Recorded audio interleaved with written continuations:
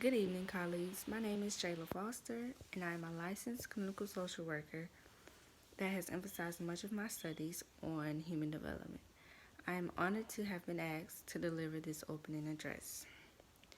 According to Newman and Newman, author of Development Through Life, a psychosocial approach, theories are logical concepts that explain observations and contribute to how knowledge is developed. An idea has to be proven by evidence in order to be considered a formal theory. Theory in the human development field is driven by research and concepts proven factual. When research is conducted behind theories, it often adds to it, resulting in new observations or theories, or it just broadens interpretations. It is important to note that while various theories can explain a fact, the fact does not change. When theories are introduced, it is common for elaborate research to follow. The most important thing to note is that theories guide social work practice, as we know as social workers. Social work practice is based on theories and methods that have been proved through research and experience. When we use interventions in practice, that intervention has to be one proven effective. All methods used to intervene a client's problem has to be one that has been proven effective. Otherwise, it's considered unethical. According to Newman and Newman, formal theories must be logical and consistent, meaning that no statements should contradict that theory. Erikson's theory of psychosocial development integrates the social, emotional, and personal aspects of life. The theory suggests that how these aspects shape human development.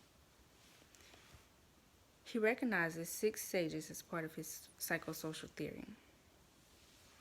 These stages occur over the lifespan and at specific life periods, from toddlerhood and later on to elderhood.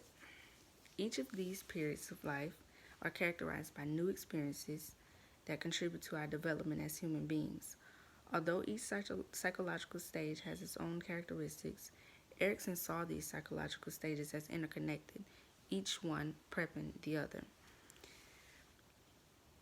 Erikson's psychosocial theory emphasizes how the person and social context influence the person's development. It can be compared, but it also clashes with Freud's psychoanalytic theory. According to Newman and Newman, Freud's psychoanalytic theory focuses on the drives and impulses of humans and how it shapes development. It occurs in 5 stages, according to Freud. From childhood to later adolescence, we experience sexual and aggressive drives, which plays a significant role in our actions, our thoughts, and our behavior.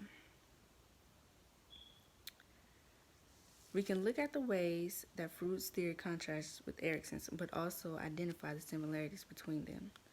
Both psychosocial and psychoanalytic theories address stages that humans experience over the lifespan and how it correlates with human behavior.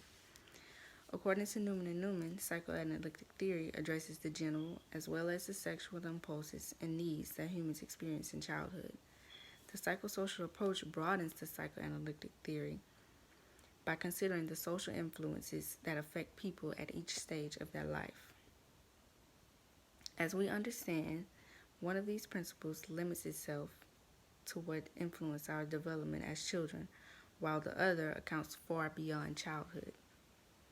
There are 2 theories that explain the cognitive aspect of human development. According to Newman and Newman, cognitive theorist Piaget stated that every organism strives to reach equilibrium, and once equilibrium has been reached, that organism is now equipped to live in its environment. Like Freud and Erikson, Piaget hypothesized that development occurs in stages.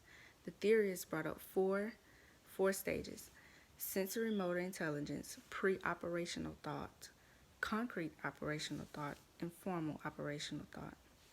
Each of these stages of development are made up by its own unique factors. Piaget hypothesizes that humans learn by engagement, and as humans grow and change, the way that they interact with the environment changes.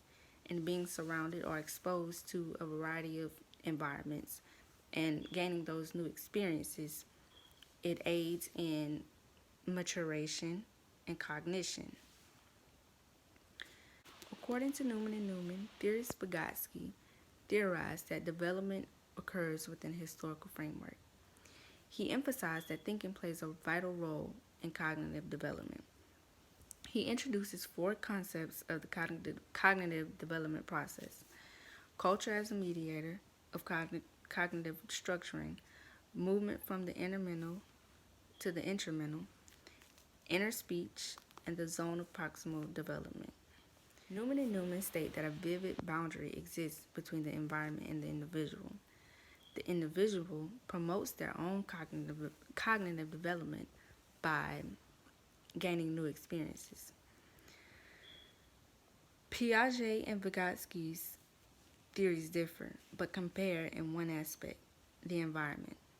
Both theorists recognize how a person's environment plays an important role in cognitive development. They also relate to the psychosocial approach. Piaget views development in stages and points out how each one is interconnected throughout life. Vygotsky's theory shares with the psychosocial approach the idea that culture drives social guidance and cognitive development.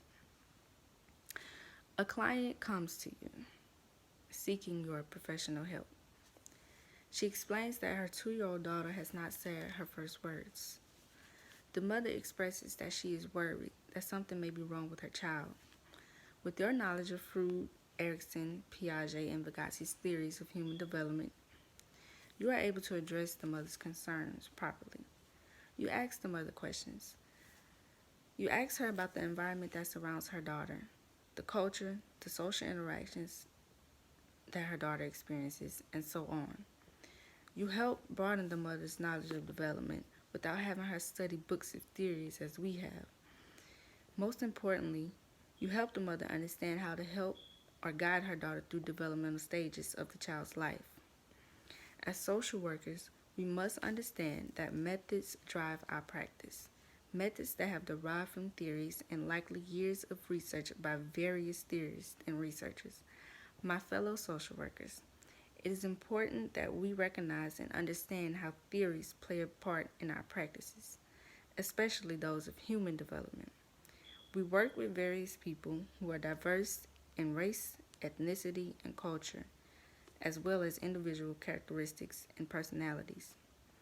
In order to help, we not only have to regularly inform ourselves, but understand theoretical frameworks and foundations. Thank you.